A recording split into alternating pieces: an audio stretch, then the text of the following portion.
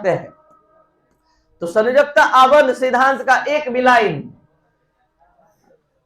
Line सुनने से पहले आपको बहुत सारा नॉलेज का आवश्यकता है, जो हम आगे के 5-10 मिनट में प्रोवाइड कर रहे हैं। ध्यान से जरा सुन लीजिए, देख लीजिए। शायद आप लोगों में से बहुत सारे ऐसे स्टूडेंट हैं जो 11th क्लास में इतना तक समझते नहीं है कि अतिव्यापन क्या होता है।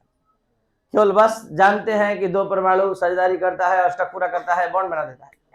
कभी ये नहीं सोचे रुककर कि बॉन्ड बनता कैसे है, बॉन्ड बनने का मेन कारण क्या है। तो केमिस्ट्री के दुनिया में बॉन्ड बनने का मतलब है अतिव्यापन होना 2 परमाणु ऑर्बिटल के बीच। और जवाब यहाँ पर समझना ये है कि अतिव्यापन है क्या। तो 2 परमाणु ऑर्बिटल का मिलना ही अतिव्यापन है। आपको हम अभी 5 मिनट में अतिव्यापन का कॉन्सेप्ट क्लियर करने जा रहे हैं। बोर्ड पर ध्यान दीजिए, जल्दी जल्दी बताइए। उपकच कौन कौन होता है? उपकच कौन कौन होता है?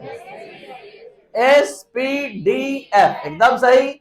S का आकार, P का आकार, D का आकार, F का जटिल कॉम्प्लेक्स। कोई दिक्कत? S में ऑर्बिटल की संख्या 1, P में, D में ऑर्बिटल 5 और F में 7। कोई दिक्कत? अब आइए थोड़ा सा यहां आकार के बारे में, ये तो हो गया, ये भी हो गया। अब आइए अतिव्यापन क्या है। 2 परमाणु ऑर्बिटल का मिलना ही, जैसे SS, SP, PP, तो यहां ये SS अतिव्यापन है। 2 परमाणु ऑर्बिटल का आंशिक रूप से मिलना ही अतिव्यापन है। The partial mixing of 2 atomic orbital is called overlapping अतिव्यापन। 2 परमाणु ऑर्बिटल, सवाल उठता है कि सब कहां देखने के लिए मिलेगा? SS, SP, PP या PP 2 तरह का होता है, एक PP रैखिक और एक PP समानांतर। ये समानांतर है, ये रैखिक है। तो सवाल उठता है कि सब कहां देखने के लिए मिलेगा? देखिए दिखा रहे हैं। H2, H, आप लोग क्या करते हैं? H अपना एक इलेक्ट्रॉन लाया, दूसरा H एक इलेक्ट्रॉन लाया, साझेदारी किया, बॉन्ड बन गया। अब देखिए जाते जाते ये देख लीजिए, पूरा बढ़िया से देख लीजिए कि एक H अपना 1s1 ऑर्बिटल लाता है, दूसरा H, पता है ये डिजाइन नहीं बना है, S ऑर्बिटल का आकार गोलाकार होता है, वो बना है। दूसरा H भी 1s1 लाता है, ये भी गोलाकार लाएगा। और अब जब अतिव्यापन होता है तो दोनों के इलेक्ट्रॉन विपरीत चक्रण में होते हैं, और ये अतिव्यापन SS अतिव्यापन है। और यहाँ जो आप जो बॉन्ड बना दिए थे इतना जल्दी, ये बॉन्ड इतना मेहनत से बनता है। ये हाइड्रोजन का 1s1 ऑर्बिटल है, ये दूसरे हाइड्रोजन का 1s1 है। अतिव्यापन किया, कौन सा अतिव्यापन देखने को मिला? आइए अब SP अतिव्यापन कहां देखने के लिए मिलेगा? देखिए SP अतिव्यापन ऐसे नहीं लिखा जाता, S-P, SP लिख देने का मतलब उससे पूरा संकरण हो जाएगा। और यहाँ SP अतिव्यापन कहां देखने के लिए मिलेगा? HCl। वर्ड पर ध्यान दीजिए। आप लोग क्या करते हैं? एक H अपना एक इलेक्ट्रॉन लाया, Cl 7 इलेक्ट्रॉन लाया, साझेदारी किया, बॉन्ड बन गया। लेकिन कभी ये सोचे नहीं कि ये बॉन्ड बना कैसे।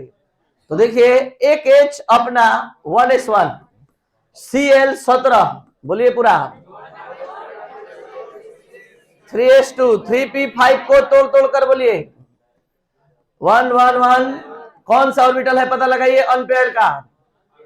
3p में 3 ऑर्बिटल होता है, 3px, 3py, 3pz। कौन सा अनपेयर्ड वाला है? तो ये क्लोरीन का 3pz आएगा। ये देखिए हाइड्रोजन का 1s1 आ गया, ये क्लोरीन का 3pz आ गया। ये क्लोरीन का वो ऑर्बिटल है जो बिना जोड़ा का है।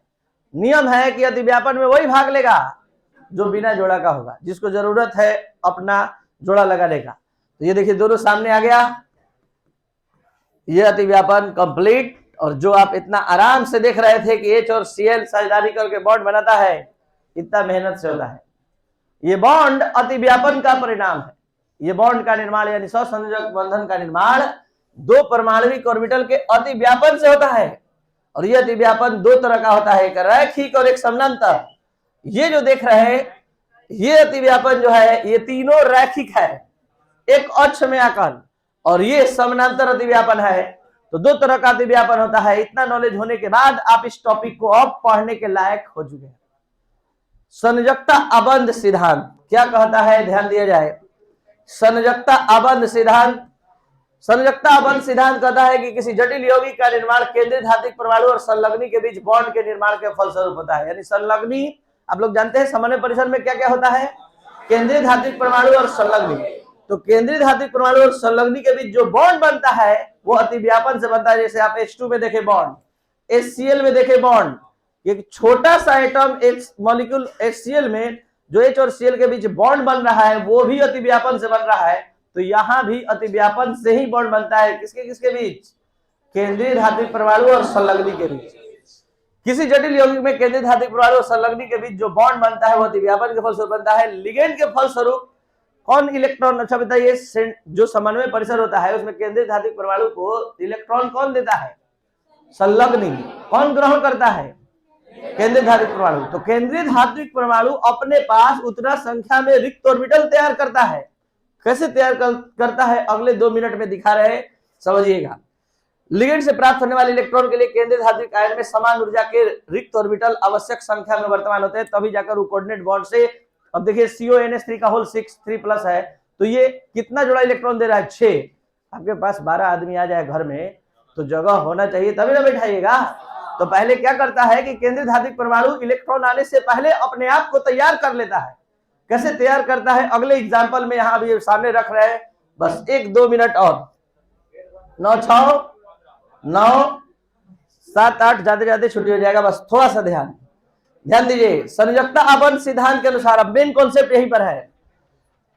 ये तो इससे पहले वाला भी जरा देख लिया जाए। केंद्रीय धात्विक परमाणु रिक्त कहां प्रसंग अतिव्यापन होता है? तो रिक्त प्रसंगित ऑर्बिटल, केंद्रीय धात्विक परमाणु के रिक्त प्रसंगित ऑर्बिटल और संलग्नी के पूर्ण भरे हुए ऑर्बिटल। ये लाइन याद रखिएगा।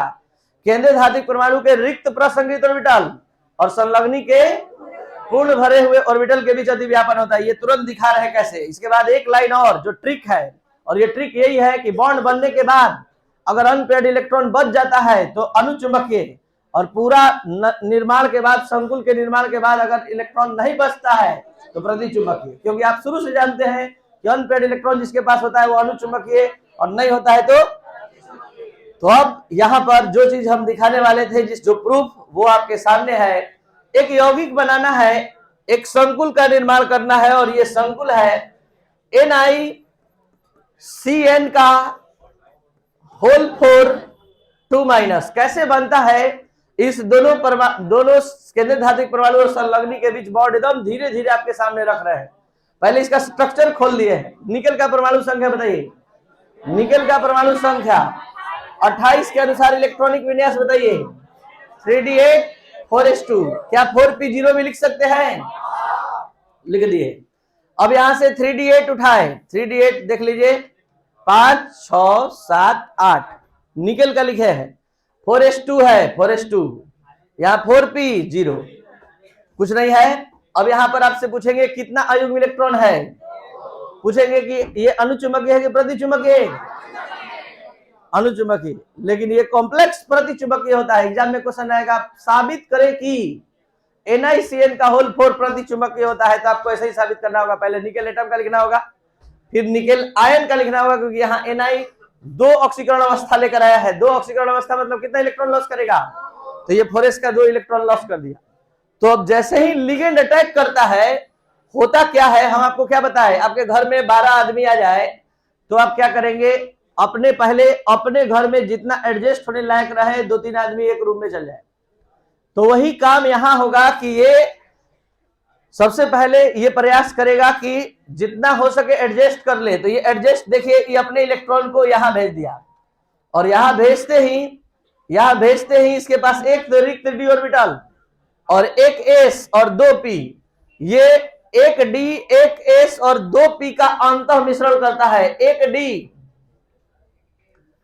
एक s और 2p px और py, ये चारों के अंतः मिश्रण से इस तरह का 4 रिक्त ऑर्बिटल तैयार होता है, जो हम अलग से आपको फिगर के माध्यम से दिखा रहे हैं और थ्योरी के माध्यम से। यहाँ ये 4 रिक्त ऑर्बिटल यहां से यहां तक है।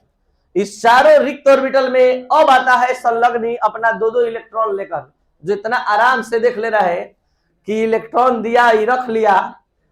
कहां रखेगा? रखने से पहले जगह बनाता है, और यहां 2-2 इलेक्ट्रॉन करके ये एक जोड़ा इलेक्ट्रॉन CN अपना प्रदान करता है। तो कहां कहां प्रदान किया पता लगाइए। एक D में, एक S में और 2p में। और इसके आधार पर जजमेंट होता है कि यहां पर जो प्रसंकरण हुआ है, ये प्रसंकरण कौन सा प्रसंकरण है, तो DsP2, और DsP2 का के लिए अणु का आकार वर्गाकार होता है। यही कारण है कि निकेल Cn का होल 4 का आकृति वर्गाकार समतलीय होता है, वर्गाकार समतलीय आकृति पेश करता है। इसका मेन कारण है। अब जल्दी से बताइए, इसको पूरा देखकर यहां से यहां तक क्या कोई अयुग्म इलेक्ट्रॉन है? तो नहीं है, तो इसको अनुचुंबकीय कहेगा कि प्रतिचुंबकीय? और अणु का आकार